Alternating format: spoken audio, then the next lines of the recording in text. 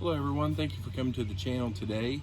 I guess this will be my first official video on the channel, but today we're going to be looking at our chicken coop that we designed, and I've seen a couple of different designs here on YouTube, and we kind of got the best of all of them and came up with a few ideas myself, and that's what we have here behind it.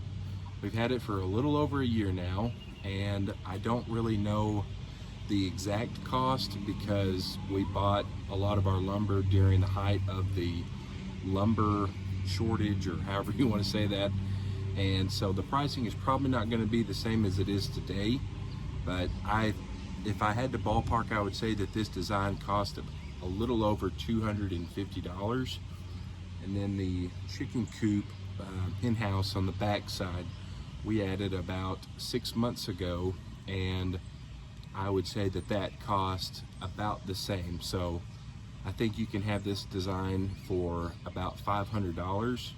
A lot of the sheet metal we had to actually purchase, and if you had some laying around or could find some somewhere cheap or used, it would really cut down on cost. So all the wood that we made for the bottom is treated.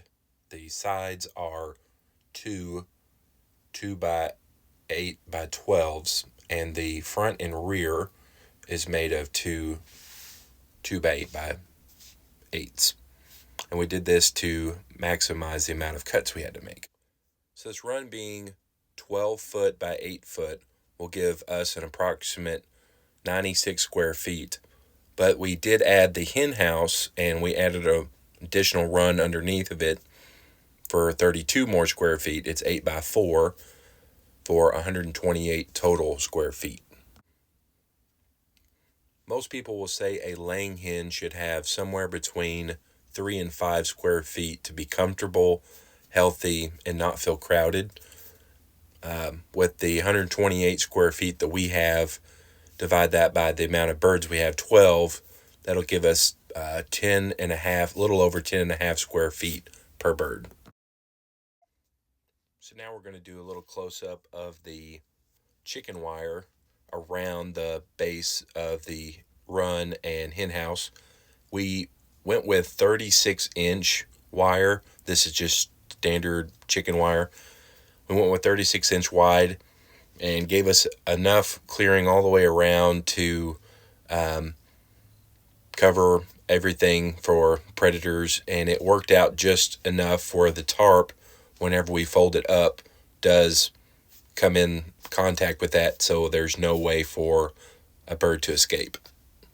So how we secured the chicken wire is we just, with an air gun, stapled the chicken wire to the top of the 2x8 by 12 sides and the 2x8 by 8 in the front and back, and pulled it tight.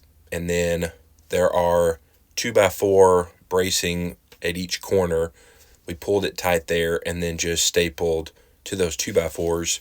And then at the top, we zip tied ever so often the chicken wire to the cattle panels, and we're able to have no problems with escapes or with damage since we've had this on. We did put the chicken wire all the way to the top on both the front and back.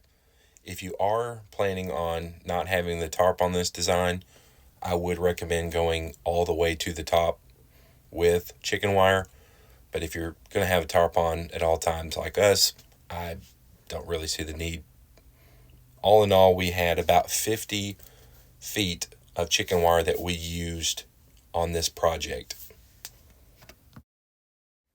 So this is how we will secure our tarp, is with these carabiners, and they just clip into the chicken wire at the bottom, and that keeps it in the winter or severe weather from flapping around, and it keeps the rain and cold and snow off of the birds for you. This is just something that we don't see a whole lot of people doing, is allowing a way for a breeze to come through your run. If you look here on the front, you'll see how we secure, it's just zip ties on the front of the cattle panels. We do this on the back as well.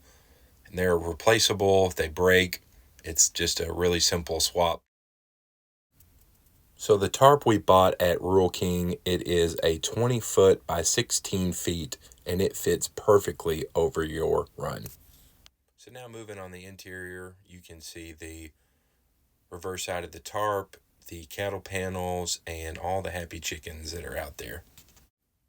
So the door frame is made of 2x4s, and the bottom supports are made of 2x4s. The 2x4s on the bottom are 2 foot on either side, and then the door frame itself is 6 foot. And we did this to, again, minimize the amount of material needed and the cost overall. Moving back in, we did add a support beam on the top, and this was just to help even the load for snow, or if it's very windy out, you want something up there to kind of give a little bit more of a backbone to your structure.